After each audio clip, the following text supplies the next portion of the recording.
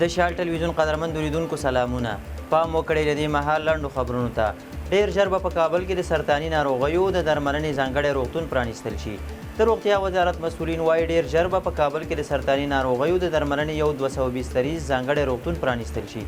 د مسؤلینو په وینا دغه وزارت پلان لري چې د هیواد په بېلابېلو زونونو کې هم د سرطاني ناروغیو د درملنې مرکزونه جوړ کړي او په ځانګړي ډول ډاکټرانو ته د روزنې او د ظرفیت لوړولو لپاره یې ځینې کارونه هم کړي دي. د متخصصینو په وینا که چیرې د سرطان د درملنې روغتون په کابل کې فعال شي نور به اړتیا نه وي چې ناروغان د درملنې لپاره نورو هیوادونو ته سفر وکړي.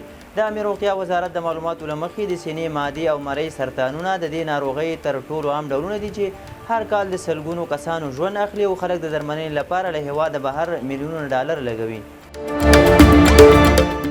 نورالدین عزیزي د تاشکند نړیوال کنفرانس کې د ګډون په موخه ازبکستان ته تللی.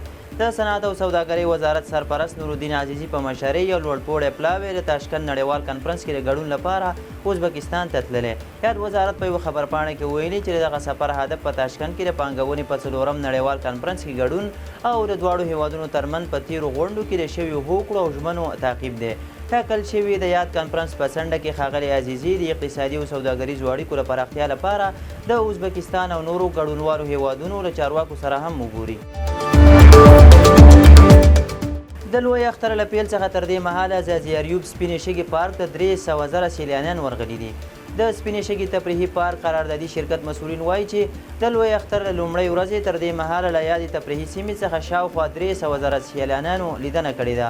د یاد شرکت استازی اکبر راحل وایي چې تفریحي سیمې پارکینګ ته په تیرو 3 ورځو کې تر 11,000 موټر داخل شوي دي چې ګڼ شمېر سیلانیان موټر په نورو سیمو کې دروي او بیا تفریحي سیمې ته په پښو داخلیږي. د سپینې شګې تفریحي سیمه د پکتیا کرنې اوبو لګولو او مالدارۍ ریاست له لوري د راتلونکو 12 کلونو لپاره د کټواجي ګروپ شرکت ته په قرارداد ورکړل شوې ده. د مسؤلینو په وینا په راتلونکو 6 کلونو کې به یاد شرکت په سپینه شګه تفریحي سیمه کې تر 200 میلیونه افغانۍ پانګونه کوي او هر کال به 2 میلیونه افغانۍ حکومت ته ورکوي. مسعود پزشکیان په ضمني ډول د اجباري حجاب څخه خپل ملاتړ څرګند کړی دی. د ایران ولسمشر مسعود پزشکیان پر خپله ایکس پاڼه لیکلي چې لکه څنګه چې د حجاب اجباري کول خلک ناراضه کوي همداراز لوستوب او بېحایي هم د خلکو لخوا د منلو وړ نه ده. هغه تر دې وړاندې هم ویلي وو چې د ټولنې اصلاح په زور او اجبار ناممکنه ده خو د بربنډتیا پر وړاندې هم بې تفاوته نشي پاتې کېدلی.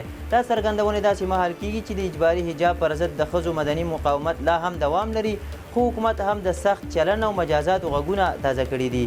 د 1990 کال اسلامي انقلاب وروسته ایران د ښځو لپاره حجاب اجباري کړ خو یو شمېر مدني فعالان او ښځې دا قانون په یو ډول جبري کنټرول ګڼي نه د دیني ارزښتونو رعایت.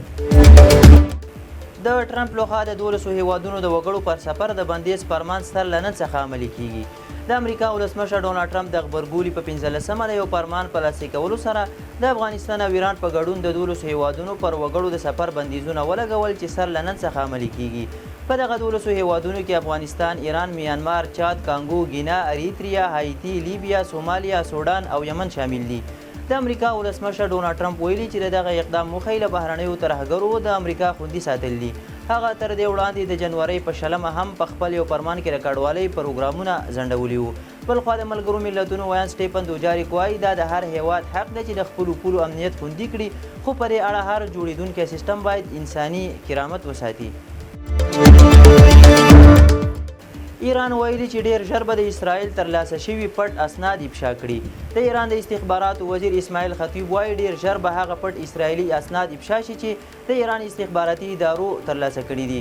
نوموړي د اسناد یو قیمتي خزانه بللې او زیاته کړې ده چې د دې افشا کول به د ایران د دفاعي او تهاجمي وړتیاوو د پیاوړتیا لامل شي. خطیب وایي اسناد د اسرائیلي اتومي تاسیساتو او له امریکا او اروپا سره د اسرائیل له اړیکو او د دوی د دفاعي سیستمونو په اړه دي. ایران وایي چې دا عملیات څو میاشتې مخکې بشپړ شوي او د امنیتي دلایلو له مخې یې اوس اعلان کړل. د راپور له مخې اسرائیلو تر دې دمه د یادو اسنادو په اړه رسمي څه نه دي ویلي خو تر دې وړاندې ویل شوي وو چې د اسرائیلو اتومي تاسیساتو اړوند د یو څېړنیز مرکز سیستم هیک شوی دی. لاس انجلیس کې د ټرمپ د کډوالۍ قانون پر ضد مظاهرې په تاوتریخوالي اوښتې دي. د امریکا په لاس انجلیس ښار کې سلګونو لاریون کوونکو د ملي ګارډ له ځواکونو سره نښتې کړي چې د خړاب له امله 9 تنه نیول شوي هم دي. دغه لاریونونه د امریکا د ولسمشر ډانلډ ټرمپ د کډوالۍ د قوانینو د پلي کېدو پر ضد پیل شوي دي. د امریکا ولسمشر ټرمپ دغه مظاهرې یو شورش بللی او له پولیسو یې غوښتي چې سخت قهر وښیي، خو د شورش د قانون تطبیق یې تر اوسه نه دی اعلان کړی.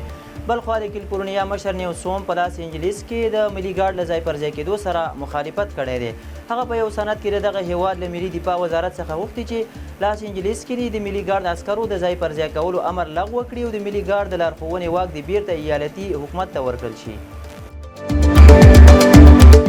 اسرائیلو د حماس د پوځي مشر محمد سنوار د جسد د پیدا کېدو خبر ورکړی دی. د اسرائیل پوځ په یو اعلامیه کې ویلي چې د دوی جنوبي قمانداني ځواکونو خان یونس کې د اروپایي روغتون لاندې په یو تونل کې د حماس غورځنګ د مشر محمد سنوار جسد پیدا کړی دی. اعلامیه کې دغه راز ادعا شوي چې اسرائیلي پوځیانو د حماس د نورو وسوارو جسدونه هم پیدا کړي چې د هویت معلومولو چارې روانې دي. تر دې وړاندې د اسرائیل لومړي وزیر بنیامین نتنیاهو اعلان کړی چې د حماس ډلې مشر محمد سنوار چې د حماس غورځنګ د پخواني مشر یحیی سنوار کشر ورور د اسرائیلي پوځ په هوایي بریدونو کې وژل شوی دی. حماس تر اوسه د خپل مشر محمد سنوار وژل کېدل نه دي تایید کړي. المان غواړي خپل پولیس د برقي شارټ پر آلاتو سنبال کړي. د المان د کورنیو چارو وزیر الکساندر دوبرینت ویلي چې سږکال به په برقي وسیلو د پولیسو د سنبالولو لپاره یو قانوني چوکاټ رامنځته شي.